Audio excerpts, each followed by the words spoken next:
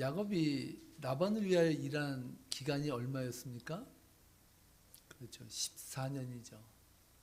레아를 위해서 7년, 라헬을 위해서 7년, 도합 14년을 아내를 얻기 위해서 일을 했습니다. 적지 않은 시간이죠.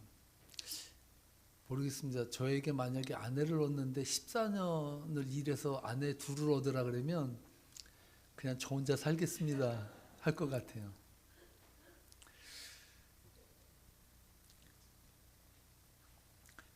근데 14년 동안 야곱이 열심히 일을 해서 얻은 것을 보니까 두 아내와 두 몸종과 자녀들밖에 없었습니다. 25절 26절 말씀인데요. 함께 읽겠습니다. 라헬이 요셉을 낳았을 때 야곱이 라반에게 이르되 나를 보내어 내 고향 나의 땅으로 가게 하시되 내가 외삼촌에게서 일하고 얻은 처자를 내게 주시어 나로 가게 하소서. 내가 외삼촌에게 한 일은 외삼촌이 아시나이다. 아멘. 오늘로 따지면요, 라반은요 악도업자예요. 악도업 고용주라고 볼 수가 있습니다. 요즘에는 노동청에 아마 고발당해도 12번은 당했을 거예요. 여러분 그것도 아시죠? 계약도 너무나도 페어하지 아니하면 걸려요. 지금 야곱과 라반 사이에 맺은 그 계약은요, 완전히 이건 갑과 을의 관계의 계약인 것을 알 수가 있습니다. 그런데 또 오늘 본문 말씀 보니까 이제 얻었잖아요. 얻었으면 자기 권리가 있잖아요. 근데 26절에 보면요, 뭐라고 말하냐 하면, 다시 한번 읽어볼까요? 내가 외삼촌에게서 일하고 얻은 처자를 내게 주시어 나로 가게 하소서. 내가 외삼촌에게 한 일은 외삼촌이 아시나이다. 라반이 어떤 사람인 줄 아시죠?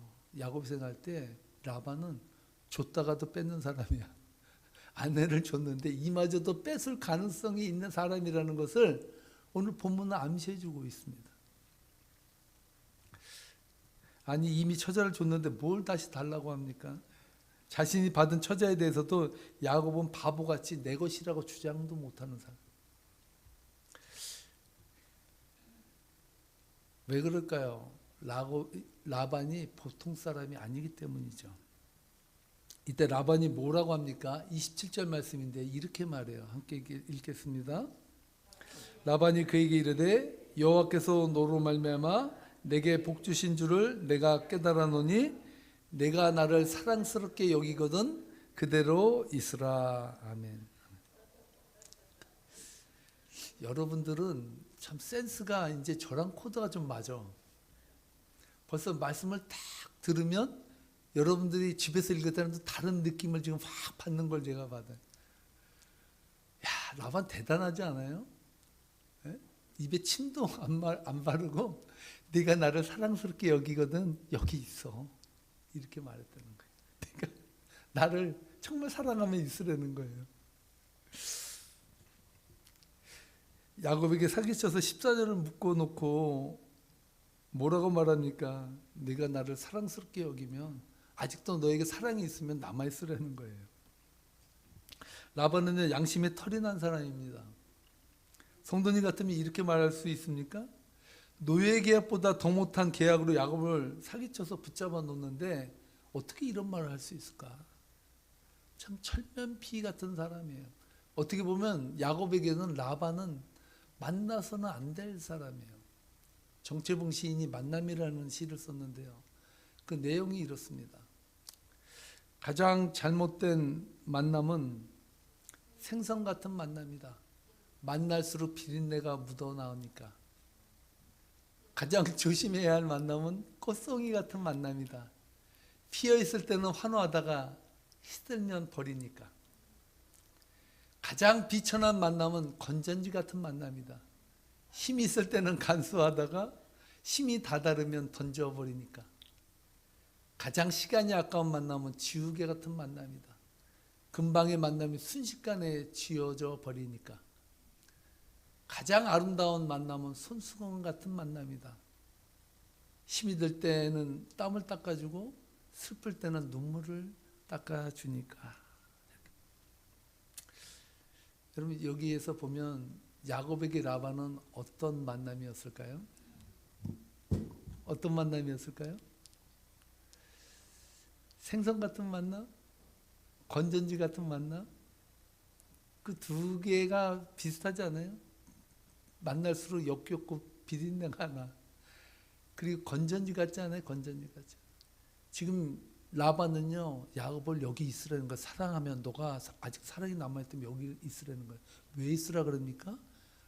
야곱이 사랑스러워서 있으라 그럽니까? 아니에요. 아직도 가치가 남아있어. 네? 건전지 같은 만남을 계속해서 라반은 유지하고 싶다는 거죠. 28절 말씀 보면요 라반이 아주 기가 막힌 제안을 해요. 어떤 제안이냐 함께 읽어보겠습니다. 또 이르되 내 품삯을 정하라 내가 그것을 주리라. 아멘. 성도님들은 아무 생각 없이 읽을 수 있어요. 아주 되게 관대한 것 같아. 라반이 네 품삯을 정해 내가 그것을 줄게 이렇게 말한단 말이에요. 쉽게 얘기하면 어떻게 들리면 꼭 백지수표 주는 것 같아요. 근데 여기 백지수표에 써 얼마를 쓰든 내가 너에게 줄게. 과연 라반이 이런 사람일까요? 아닌데 이렇게 말할 때는 이유가 있을 거 아니에요. 이유가 있을 거예요. 야곱은요 이미 라반의 마음속에 들어갔다 나왔다 한 사람이에요. 라반이 어떤 사람인지 벌써 꿰뚫고 아는 사람이에요. 뛰는 놈 위에 나는 놈이 있다고요. 야곱은 라반의 마음속을 이미 간파해 버렸습니다. 라반이 얼마나 주도 면밀하고 계산적인지를 한눈에 알 수 있는 구절이 28절 말씀이에요. 왠지 아십니까? 협상의 고수는요 협상을 할 때 협상의 고수는 절대로 먼저 제안하지 않아요. 그거 아세요? 항상 협상을 할 때 상대방에게 제시해요. 당신은 얼마 원하는데. 절대로 내가 이만큼 줄게 있을래 없을래 이게 아니에요. 협상의 고수는 얼마를 원하냐 이렇게 말한다는 거예요. 라반이 교활하다는 거예요. 라반이 뭐라고 말합니까? 네 품삯을 정하라. 내가 그것을 주리라. 누가 정하라는 거예요?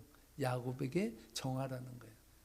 이미 벌써 야곱에게 엄청난 부담을 주면서 내가 그거 줄게 해봐 이런다는 거지.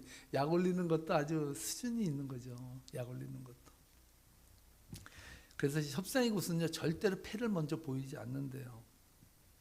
보통 양심 있는 사람 같으면 14년을 일했으면요 그래 얼마나 고생했나 내가 이 정도는 너 떼어줄게 가지고 한번 살아봐 이래야 정상 아니에요? 근데 그것도 또 치사하게 야곱에게 네가 한번 값을 정해봐 한번 내가 그런 것을 주도록 한번 해볼게 이랬다는 거예요. 31절 말씀인데요 야곱이 라반이 듣기에 솔깃한 제안을 합니다. 어떤 제안인지 한번 보겠습니다. 읽겠습니다. 라반이 이르되 내가 무엇으로 내게 주랴? 야곱이 이르되 외삼촌께서 내게 아무것도 주시지 않아도 나를 위하여 이 일을 행하시면 내가 다시 외삼촌의 양떼를 먹이고 지키리이다. 아멘. 이게 웬일이에요? 이 야곱 바보 아니에요? 완전히 멍충이 같아요. 이렇게 사는 사람이 있을까? 여러분 이렇게 살면 세상 살 수 있어요? 아니 라반이 네가 뭘 원하는지 말해라 그랬는데 원하는 거 없다는 거예요. 한 가지만 제시해 준 것만 들으면 자신은 라반이 가진 재산에 욕심을 안 내겠다라고 말하고 있다는 거예요. 그리고 한 가지 약속을 하시면 된다고 말하는데 어떤 약속이었을까요? 32절 33절에서 그 약속을 이야기합니다. 함께 읽겠습니다. 오늘 내가 외삼촌의 양떼에 두루 다니며 그 양 중에 아롱진 것과 점 있는 것과 검은 것을 가려내며 또 염소 중에 점 있는 것과 아롱진 것을 가려내리니 이 같은 것이 내 품삯이 되리이다. 후일에 외삼촌께서 오셔서 내 품삯을 조사하실 때에 나의 공의가 내 대답이 되리이다. 내게 혹시 염소 중 아롱지지 아니한 것이나 점이 있는 것이나 양 중에 검지 아니한 것이 있거든 다 도둑질한 것으로 인정하소서. 아멘. 무슨 말씀인지 이해하시죠? 뭐라고 말합니까? 라반에게 말하는 거예요. 당신이 가진 소유 중에서 점이 있거나 아롱지지 아니한 것들이 있으면, 그 아롱진 것들이 있으면 그 아롱진 것이 나올 때 그 아롱진 것을 내 것으로 취하겠다라고 말을 해요. 그러면 여러분 생각해 보세요. 양같이 흰 거와 염소같이 검은 거, 그 사이에 약간 점 있는 것, 얼룩덜룩한 것이 나올 확률이 더 많을까요? 아니면 순종이 나올 확률이 더 많을까요? 순종이 나올 확률이 더 많은 거예요. 왜냐하면 뭐라고 말할까? 골르라는 거야. 아름지거니까 얼룩달룩한 거, 점 있는 것들은 고르기가 쉬우니까 고르라는 거예요. 그 골라서 출현되는 거예요. 이걸 달라는 것도 아니야. 뭐라 그럽니까? 그러한 것이 나오면 내 거로 알아달라는 거예요. 이 바보 아니에요, 바보? 아니, 확률적으로도 지금 양 중에서 순종보다 잡종이 적고, 점이 있고 얼룩덜룩한 게 얼마 없는데 자기가 나중에 키워도 그런 양만 자기가 갖겠다는 거예요. 34절에서 라반이 대답을 해요. 아주 기가 막힌 대답인데 함께 읽어보겠습니다. 라반이 이르되 내가 내 말대로 하리라 하고. 자, 여기서 질문 드릴게요. 라반이 이 말을 할 때 웃었을까요? 근엄하게 말했을까요? 웃었을까요? 근엄하게 했을까요? 그럼 라반이 아니지. 속으로는 무지하게 기쁘죠. 속은 그냥 너무나도 좋은 거야. 야, 이 바보 야곱, 너 이제 나한테 걸렸어. 넌 평생 못 벗어나. 어디 한번 네가 벗어날 수 있으면 내 손에 장을 지자라. 이런 마음으로 마음속은 너무 기쁜 거야. 근데 그것도 다 감춰요. 그러면 뭐라고 말합니까? 수준 있게 내가 내 말대로 하리라. 야, 전 세상 살면서 이 라반 안 만난 게 정말 복이라고 생각해. 전 라반 만났으면 미국 생활 완전 종쳤어. 완전히 거지 되기 딱 알맞는 그러한 사람이. 이런 사람 만나면 정말 여러분 행복한 줄 아세요. 미국 오셔서 라반 같은 사람 안 만난 거 여러분 복으로 하시라고요. 복으로.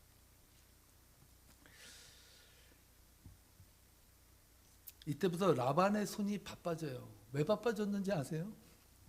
35절로 36절 말씀인데 함께 읽겠습니다.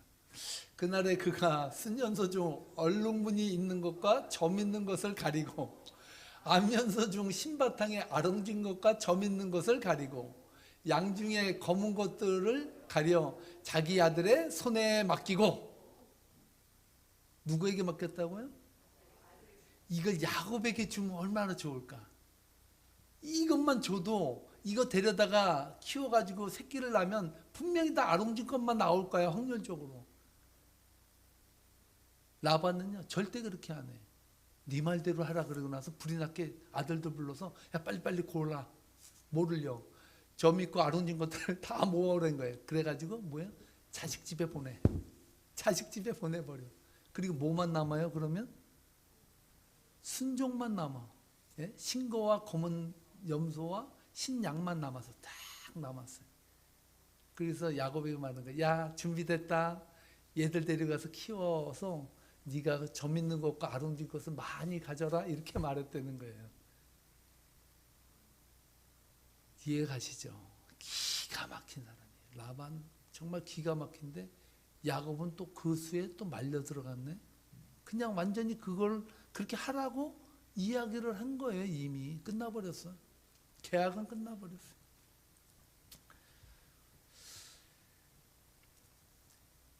거기다가 놀라운 이야기를 해요. 라반이 완전히 빼도 박도 못하는 딱 한 말을 야곱에게 던집니다.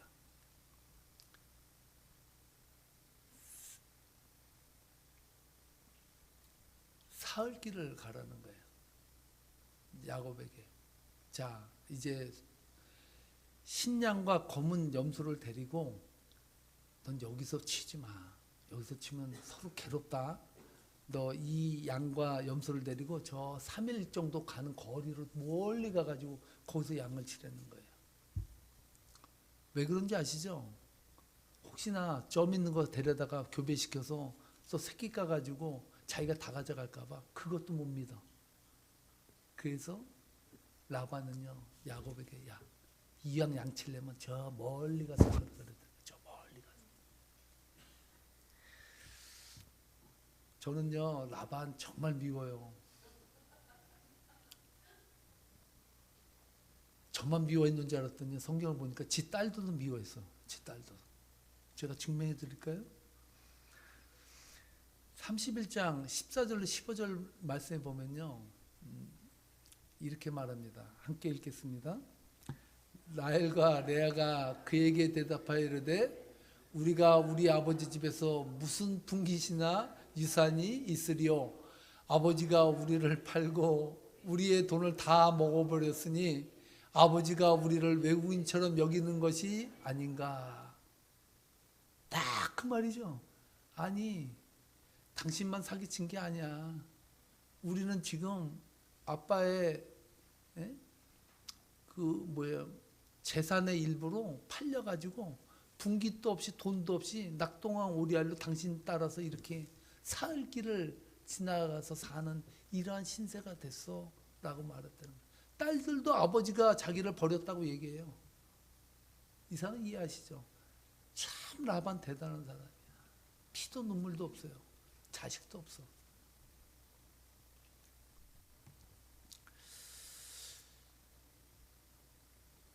인간적으로 봐도 라반은요 아주 잔인한 인간이에요. 제 여기다 쓰기는 놈이라고 썼네요. 잔인한 놈이라고 썼어요. 저는 이 말씀을 묵상하면서요 오늘 본문의 말씀의 제목을 하나님이 일하는 시간 사흘길이라고 정해봤어요.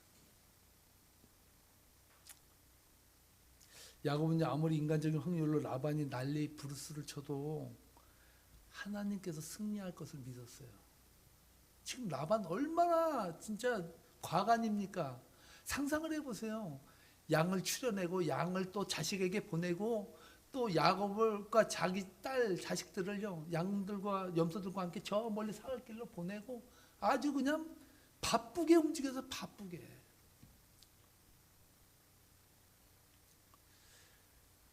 라반이 생각하는 사흘길은요 야곱이 인간적으로 실패할 수밖에 없는 거리고요. 인간적으로 보면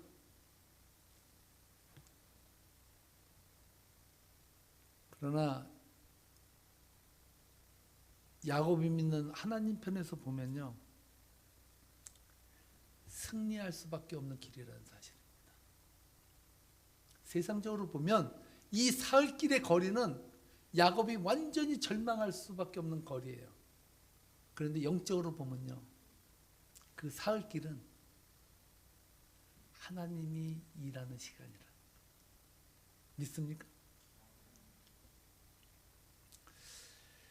31장 10절로 12절 말씀에 보면요 그 이야기를 하고 있어요. 함께 읽겠습니다. 그 양떼가 새끼 뵐 때에 내가 꿈에 눈을 들어보니 양떼를 탄 순양은 다 얼룩무늬 있는 것과 점 있는 것과 아룽진 것이었더라. 꿈에 하나님의 사자가 내게 말씀하시기를 야곱아 하기로 내가 대답하기를 여기 있나이다 하며 이르시되 내 눈을 들어 보라 양떼를 탄 순양은 다 얼룩무늬 있는 것, 점 있는 것, 아룽지 것이니라. 라반이 내게 행한 것 모든 것을 내가 보았노라. 할렐루야, 할렐루야. 놀랍지 않습니까? 하나님은요 양떼를 끌고 사흘 길을 간 야곱에게 꿈에 나타나셨어요. 베델에서 나타난 하나님이 야곱에게 나타나셔서 말씀하시는 거예요. 야 눈을 들어봐라. 네가 지금 꿈에서 보는 이 양과 염소들이 다 울룩지지 않았냐. 쉽게 말해서 양과 염소들이 모두가 다 얼룩진 것으로 다 변해버렸다는 거예요. 세상적으로 보면요 인간적으로 보면 사흘길은 야곱이 죽음 앞에 서는 순간이에요. 근데 하나님은 그 살 길의 끝자락에서 하나님은 일하시기 시작하시고 계시다는 사실입니다. 놀라운 역사가 펼쳐지지 않습니까? 하나님께서 뭐라고 말씀하십니까? 12절 말씀 다시 한번 읽어볼까요? 이르시되 내 눈을 들어보라. 양떼를 탄 순양은 다 얼룩무늬 있는 것, 점 있는 것, 아롱진 것이니라. 라반이 내게 행한 모든 것을 내가 보았노라. 아멘. 사랑하는 성도 여러분, 세상이 공평하다고 자꾸 착각하니까 상처받아요. 세상은 공평하지 않아요. 세상은요, 차별이 있고요. 가진 자와 못 가진 자가 있고요. 권력과 권력을 못 가진 자가 있고요. 착취하는 자가 있고 착취받는 자가 있어요. 세상 속에서 여러분 공평을 논하려고 하지 마세요. 하나님을 믿는 자들이 세상을 살면서 인간관계나 아니면 비즈니스나 이 세상을 살아가면서 모든 이 일들 속에서 상처받는 이유가 뭔지 아세요? 상처받는 이유가 단 게 아니에요. 이 세상에서 공평함과 내 권리를 찾으려고 이 세상 것에서 몰입해서 이 세상 안에서 우리의 것을 누리려고 생각하니까 우리는 평안이 없고 능력이 없고 힘을 잃어가고 있다는 사실입니다. 세상을 살면서 불이익을 당하고 억울한 일을 당하고 차별을 당해도 슬퍼하지 마시기 바랍니다. 열내지 마시기 바랍니다. 마음에 상처받지 마시기 바랍니다. 왜입니까? 이유는 단 하나예요. 따라하시기 바랍니다. 하나님이 보고 계시기 때문이다. 여러분, 이것만큼 여러분 세상을 살면서 자부받을 게 뭐가 있어요?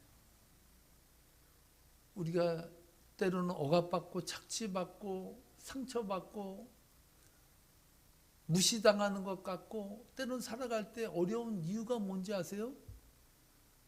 마음속에 하나님을 잃어버렸기 때문이에요.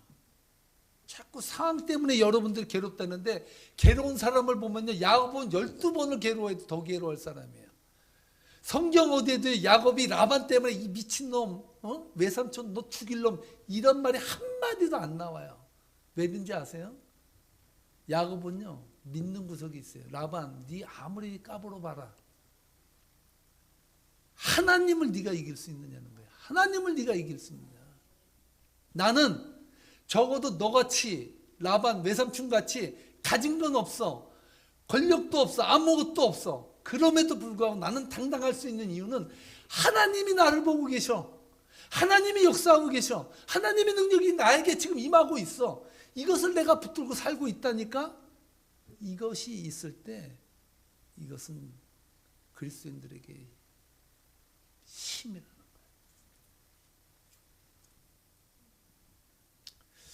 이것이 영성 아닙니까? 세상 사람들이 소유할 수 없는 것, 세상 사람들이 죽었다 깨어나도 소유할 수 없는 것이 있습니다. 바로 하나님이 부어주시는 은혜라는 거예요. 이 은혜만큼은요 세상 사람들이 누리지 못해. 부귀 영화를 가져도요 그 끝자락은 허무지 즐거움이 아니거든요. 은혜에 있는 자만이 기뻐하고 마지막에 웃을 수 있어요. 즐거워할 수 있어요. 하나님 나라에 갈 때도 찬양하며 갈 수 있어요. 왠지 아십니까? 하나님이 아시고 보고 계시고 이끌어 가시고 하나님이 불러가실 것을 믿기 때문입니다.